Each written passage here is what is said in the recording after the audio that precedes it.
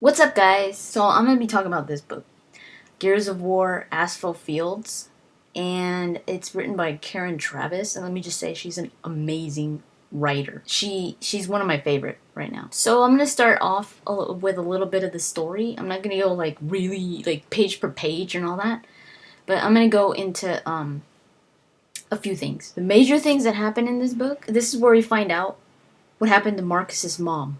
We also find out when Adam Phoenix and the Cog got a hold of, and how they got a hold of the blueprints for the Hammer of Dawn. Aspho Fields, that's exactly where the Hammer of Dawn, the Hammer of Dawn blueprints are. So that's what this is about. The death of Helena Stroud is in here. One of the best gears ever, and she's Anya Stroud's mom. The death of Carlos Santiago, Marcus's best friend, and Dom's older brother. How and why Dom, Carlos, and Marcus and Hoffman, Colonel Hoffman, got the Embry Star, which is like the highest medal you could get, the most honorary medal you could get in the war. How they got it, when and how Hoffman turns into a colonel, because in Gears of War, the games, he's a colonel. This is where it all starts. You meet a new character called Bernadette Mataki. She is going to be in Gears of War 3. So that's cool. I can't wait to see Bernie. But yeah, Bernadette Mataki, she's one of the COs, one of the commanding officers during this Aspho Fields. She's like around the same age as Hoffman is. So she's like, they're like in their 60s or something like that. She was the only person that was with Marcus when Carlos died. So they were the only two people, Bernie and Marcus, who saw who saw Carlos die. There's a lot of things in this freaking book, but I think those are like major ones. So it's a really good book. This takes place a week after the Lightmass offensive, or the Lightmass assault, in Gears of War 1. So this is a week after the ending of Gears of War 1. So basically, just Delta Squad is wandering the streets. By Delta, I mean Marcus, Dom, Cole, and Baird. They're just walking around, kind of like trying to see what is going on, like what happened to the Locusts after the Lightmass bombing. Are they still hanging around? What are they doing? What are the numbers? Are they still attacking? What's going on? So they want to know how the Lightmass bomb affected them. So they're just, patrolling the streets right now. They come into a fight with these grubs, and Dom is actually in this position where one of the grubs is like gonna tear his face off, and a shot comes from nowhere, just saving Dom and killing the locust, like headshot. And he's like, "What?" And he looks, and none of Delta Squad had shot the locust. So they're like, "What? Who shot that?" And Marcus actually like sticks his hand into the grub's head and pulls out the round, and he's like, "This is." He notices that the round is from an old issue cog, a sniper rifle. So he says, "This is from a sniper rifle used like way back when, like in the Pendulum Wars." And he's like, "We don't even make these things anymore." So he's really curious as to who shot that round. For someone to have an old rifle like that, it's obviously Cog, and it's someone that maybe Marcus knew. So they go in search of this phantom sniper, they call him. But before they find anything, they get a call from another gear saying, "We need some help." So they go for backup, and after that firefight, Dom runs into this phantom sniper, and the phantom sniper is Bernadette Mataki, or they call her Bernie. And she, like I said, she was one of the commanding officers. She's a sergeant. One of the commanding officers back in the war in Aspho Fields, in the Pendulum Wars. So she knows Marcus, and when Marcus sees her, he's like, he recognizes her right away. And Mataki actually recognizes Dom too, but Dom didn't recognize her right away because he didn't work with her directly. Marcus was the one that worked with her directly. So she joins. She has actually been trying to get to Jacinto for a long time, but she's she's been like from what they call island hopping. She's been from island to island. She's actually from the islands, the southern islands. So when in Gears, when you hear that someone's from the southern islands, you have to imagine the way that they look. Ty Callisto from the Gears of War 2. He's the one with all the tattoos from on half his face. The guy that never dies, Marcus says. He's a South Islander, and they're just like really hard. Like, they're hard to kill, but they're really tough. I don't know why Ty didn't have this accent. Probably because he comes from a different island. Bernie says, but almost all South Islanders have a typical accent, and to us, they sound like they're Australian. But in the Gears of War universe, they're South Islanders. She's an expert sniper. That's her position. She's a sniper. So she's been island hopping, trying to get to Jacinto for years. And she's just encountered a bunch of grubs, a bunch of stranded. She's gone through a bunch of crap, by just trying to get to the cog. And when she finally did, in this book, she wants to become a gear again. She wants to join the army again. And Hoffman, them going way back when. I mean, Hoffman and her have known each other for like 40 years. So they're like really good friends. And they actually have a thing for each other. It's so cute. They're like, oh, how cute. But they don't tell each other. They're just really good friends. So Hoffman reinstates her into the army, and she's a sergeant again. The interesting thing, and an aspect of this book, and actually of all the Gears novels, is that it doesn't just talk about the present. You're talking about the present. It has like the present, and then it goes into back flashes. And some people don't like that. I've read some reviews and people saying like it goes to the past too much, and it's not that bad. Like, whatever, It's interesting because you don't get just one story. You get two stories. You get the present and you get the past. So you learn about what the Gears are doing after the games, and you also learn what happened in their past to know more about them. So it's interesting. I like it. Whatever. Some people don't like it, but whatever. So in the present, that's what they're doing. They're trying to find out what the locusts are doing after the lightmass bomb.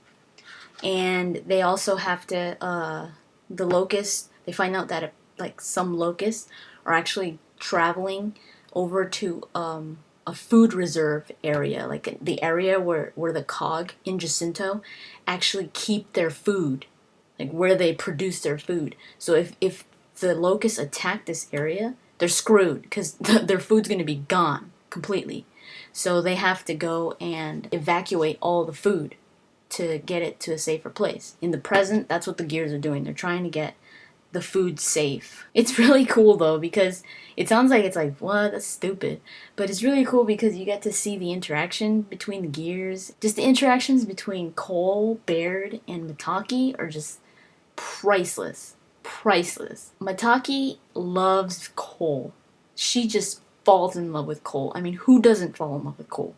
I fell in love with Cole even more than I already loved Cole, but reading the books makes you want to just have a Cole of your own. Like, I want a pillow that looks like Cole, cuz you just want to hug him cuz he's so awesome. You just really find out how good of a guy he is. Like, he's just the sweetest guy, and he looks like this huge dude. Like this menacing guy that will rip anybody's face off. And he will when it comes to locusts. He'll rip their face off. But when it comes to him being a person, like being among his Gears and all that, he's such a nice guy. It's like, oh. There's some things in here that I swear I was gonna cry. Because I was like, oh my god. There's a part where they're all in the locker rooms, and Mitaki's there with Cole and Baird, I think. Baird is his usual jerk self, whatever. But Mitaki asks Cole, she's like, what are you doing? He was writing. And she's like, what are you doing? And he says, I'm writing to my mama. And Mitaki's like, oh wow, his mom has survived all this time? Almost nobody's parents are alive in the Locust Wars. I mean, everybody has almost died. And he says, I'm writing to my mama. And Mitaki's like, wow, how has she survived? And he says, she didn't. And I was like, oh my god. He writes to his mom after she's dead. Like, and Mitaki, it says that she was like about to cry.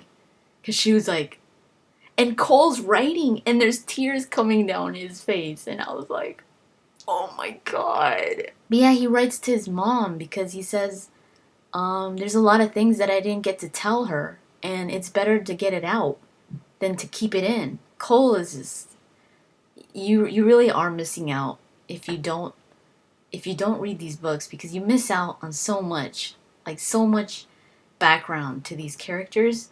It just really makes them so concrete and like so real that you just end up loving them more than you ever did in the games. Same goes for Hoffman. I used to think Hoffman was a punk. I hated Hoffman in the games. I was like, oh my god, this jerk. I did not like him. But if you read the books, you really find out who Hoffman is. And Hoffman's one of my favorite characters now. Hoffman is so awesome. You just don't see that side of Hoffman in the Gears video games because there's no opportunity for it. Like, whenever Hoffman comes out, he's always giving some orders, and that's that side of Hoffman. His colonel, and he's the snappy colonel that will tell you to get down and give him 20 just because you looked at him funny. When he's not in that role, when it's like, say, downtime, or when he's just thinking on his own or something, he's a really cool guy. Like, he's actually really fair. Even though he actually left Marcus in the slab in jail to die. When Hoffman ordered for the prisoners in the slab, for some of the prisoners in the slab to be released to get enlisted in the army so that they could help because they needed men, Hoffman said that they asked him, should we get Phoenix? Should we get Marcus Phoenix out? And Hoffman said no. He said, no, leave him. Let him die there. And if it wasn't for Dom, Marcus would have just stayed there. Marcus would have died there. So Dom was the one that really fought for Marcus to get out. But if it was left up to Hoffman, Hoffman wouldn't have let him out. Hoffman was like, screw that guy. He's a deserter. A lot of people died because he left his post. And he just can't forget that. So Hoffman's like, no, screw him, leave him there. But Dom really fought for him. And he was like, no, you have to, he's going to be an asset. He's going to help us. Please. And he finally, he let him out. But there's that feud, like this quiet, this unsaid feud between Hoffman and Marcus. Because Marcus knows that Hoffman left him to die there. And he can't forget that. But Hoffman, later in the book, he starts to really think about that. And he's like, why did I leave him to die? He was like, he was an exemplary gear. He was one of the best gears. And he was like, why did I leave him to die? Why did I feel like that? And he just really starts to question his reasons behind that thing between him and Marcus. And he actually apologizes to Marcus towards the end. It's a really funny scene, actually. It's a really funny scene. Because you get to meet this doctor, this crazy doctor, that she's just so mean to all the gears, but she's so funny. Because Hoffman and Marcus were like going at it in one of the hospitals. And they're just like, ah. And Dr. Heyman comes in and she's like, shut up! You guys are making too much noise, and who knows what. And she has a needle, like a syringe, and she's like, she tells Hoffman, she's like, no, turn around, because I'm gonna give you a shot in your butt, and like, you don't want to make me mad. And it's such a great scene. But Marcus leaves. That part was just so funny. Oh my god, I want to read it to you guys. But Hoffman was like, she probably got the most blunt needle, like recycled, and like the hardest damn needle to poke him with because it hurt. But that part was so funny. But yeah, Hoffman feels bad that he did that to Phoenix, and he apologizes. Even though he does, he says, "I'm sorry," when Marcus is storming out. But Marcus heard him, so their relationship kind of, it gets better after that, after this. So that's why in Gears of War 2, the little part with Hoffman in it, there's a little part with Hoffman in it at the end of the game. That's why Hoffman, they're not, there's not that like resent between them that you could feel in Gears of War 1. In Gears of War 1, you could feel it. You could feel there was something there. And in Gears of War 2, it's not there anymore. So that's why, because they fixed things up.